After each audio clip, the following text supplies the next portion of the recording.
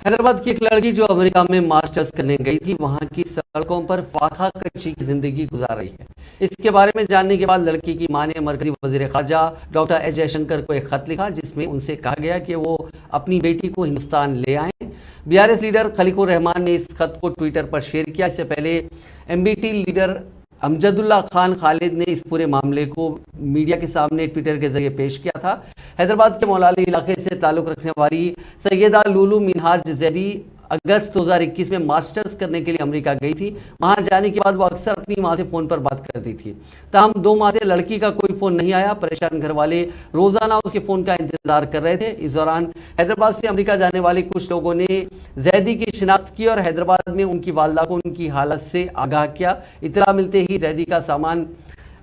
जैदी का सामान किसी ने चोरी कर लिया, तो जैदी शिकागो की सड़कों पर फाका कशी कर रही है। लड़की की वालदा सैयदा बहाज फातिमा, जिन्हें अपनी बेटी की हालत का इल्म हुआ, उन्होंने मरकजी वजीर खारजा जयशंकर से दरखास्त की कि वो उनकी बेटी को हिंदुस्तान वापस ले आएं।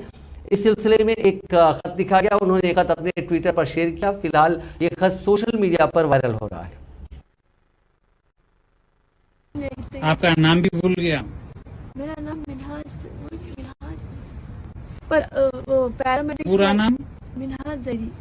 उन्हें लेके गए मेरे को हॉस्पिटल वाले साथ दिए, पैरामेडिक्स वाले साथ दिए, पर वहाँ भी खून लिए तो मैं कमजोर हो गई। अब मैं आपकी हेल्प करता हूँ कैसा भी।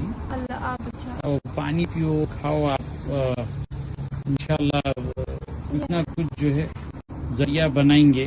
ये अब दाल और वो रोटी का बोल तो मैं वहाँ होटल पे मेरे को आप वो मेरे को बहुत, अगर आप पालक मेरे को पालक या नहीं तो दही रहता है पालक।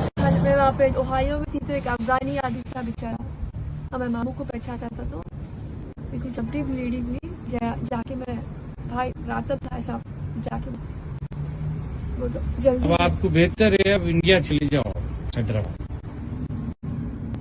अच्छा नहीं तो बहुत मार